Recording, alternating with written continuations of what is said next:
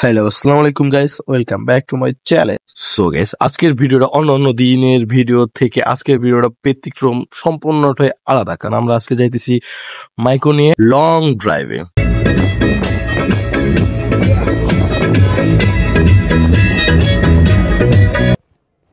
समझ रहे हो आप समझ रहे हो সো গাইস, আজকে যাইতেছি আমাদের সবথেকে ভাইরাল পপুলার জায়গা হইতেছে পদ্মা সেতুর ইলিশ ভাজা।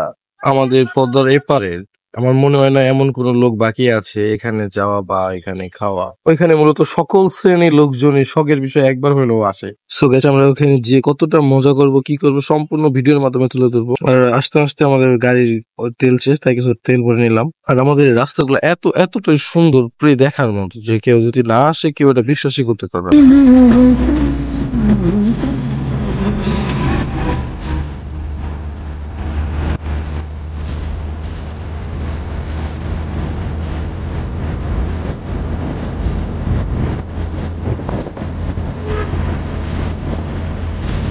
এত দূরের রাস্তা কিভাবে যাব, তাই একটা ভাবলাম যে ওর একটু নাচতে বলে একটা ভিডিও নেই, এতে সব ভিউয়ার্সরা একটু খুশি হবে আর আমাদের এই লং ড্রাইভের জার্নিটা দ্রুত শেষ হয়ে যাবে।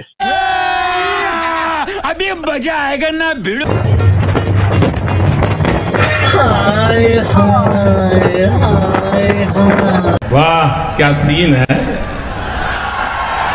वाह क्या सीन है।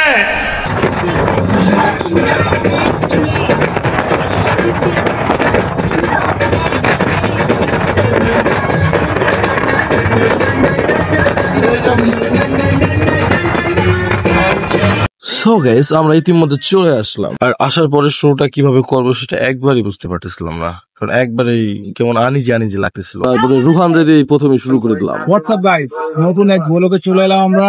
এম ব্লগ থেকে এলাম, ঠিক আছে। আজ চলেছি এমন বিখ্যাত এক খিচুড়ি দোকানে, যেই দোকানে বলে 20 থেকে 22টি ডেক বিক্রি করে, সেমন একটা রিসোর্টে রেস্টুরেন্টে চলে এলাম। শুক্রবারের ভাঙনা খিচুড়ি, গরু মাংস, অনেক করে খাসি, গরু, মুরগির তৈরি বাজার, গরুর তৈরি বাজার। সাথে আমার এক মামা আছে, আমার মামাকে নিয়ে এলাম। এই যে আমার মামা, तू समझा हाँ नहीं तू समझा नहीं 22 থেকে 22 দেখ। এই দেন, দেখো না, আরো 5 টাকা কত বড় আছে এই গোস্তা। এই যে প্যাকেট রিয়া না, ঠিক আছে ভাই। মানে এখানে প্রতিদিন সেল হয় কেমন? মানে আপনার এখানে মানে মোট কতজন কাম করেন? 13 জন স্টাফ। এই টুকরো দোকানে 13 জন স্টাফ, মাশাআল্লাহ। ম্যানেজার, যাক। আর এই যে এই ম্যানেজার নেই, এটা কোন ছেলে শুকুর ভাই না, শুকুর একমাত্র ছেলে, বাচ্চা ছেলে, ওই যে শুকুর ভাই। এই লোকে কোয়া লাগবে না, এই লোকের ঢাকা থাকবে চিনি, সমস্যা নাই, এই কোয়া লাগবে না। লাখ লাখ টাকা খিচুড়ি পার্সেল দিয়ে এই লোক দিচ্ছে আমাদেরকে, এই লোকে আমাকে চিনা লাগবে না। যাক, শুকুর ভাই। মূলত অবশেষে খাবার টেবিলে বসতে পারলাম। আর শুরুতেই সালাদ দিছে, আর আছে জলপাই আচার। সালাদটা মূলত বানাইছে সরিষার তেল দিয়ে। আর এত পরিমাণ লোকজন ঘাড়ের উপর দাঁড়ায় থাকে। আমি আবার গরুর গোস খাই না, তাই ইলিশ মাছ নিলাম। আর এত কিছু মিলে একজনই কারিগর, সে ভিতরে তারা দেখালাম, সে রান্না করতেছে, এখনো রান্না চলতেছে এখানে। আর সালাদটা নাকি মূলত সবার কাছে ভালো লাগছে। আমার কাছে সালাদটা মোটামুটি, অতটাও ভালো না, বাট চলে। আর ওখানে মূলত খাবার হইলেই হয়, গরু খাসি যাই হোক, ওর কোনো ব্রেক নেই। তারপরে আমরা আল্লাহর নাম নিয়ে খাওয়া শুরু করে দিলাম। আর আমি 2টা ইলিশ মাছ নিয়েছিলাম। ইলিশ মাছটা মূলত সরিষার তেল দিয়ে ভাজা ছিল, অস্থির আকারে ঘ্রাণ। আর এই ইলিশ মাছটা এই পদ্মারই, মানে আমরা যেখানে আসছি, আর রাত্রে আসছি তো, তাই এখানে পদ্মার ভিডিওটা আমি সম্পূর্ণভাবে দেখাইতে পারতেছিলাম না। সো গাইস, এখানে ইলিশ মাছটা আমার কাছে খুবই ভালো লাগছে, বাট আমার গরম যে কোনো কিছুই ভালো লাগে। আর যদি এখানে কেউ আসেন, অবশ্যই খাবারটা ট্রাই করে দেখবেন। আমার কথার উপর ভিত্তি করে না, একবার খাওয়ার পরে আপনি দেখবেন কতটা ভালো নাকি খারাপ। আর আমার খাবারের সাথে কালিজিরা, আলু ভর্তা এবং সরিষার তেল ছিল, অনেক কিছু দিছি। আর এখানে অনেক পরিমাণ ভিড় ছিল, অনেকটাই ভিড় ছিল। তাই ফ্যান থাকাকালীন অনেক পরিমাণ গরম লাগছে।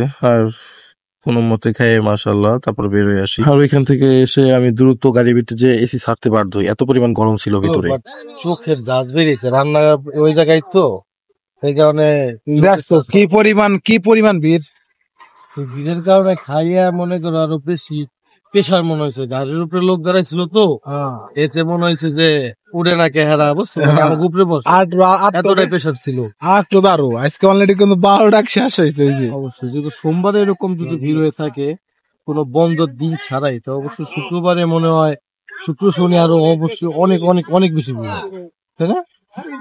গাইস, আমাদের ভিডিওটা যদি ভালো লেগে থাকে অবশ্যই লাইক কমেন্টের পাশে থাকবেন, আমাদের ভিডিও বানানোর জন্য আরো উৎসাহ করবেন। ওকে গাইস, আল্লাহ হাফেজ।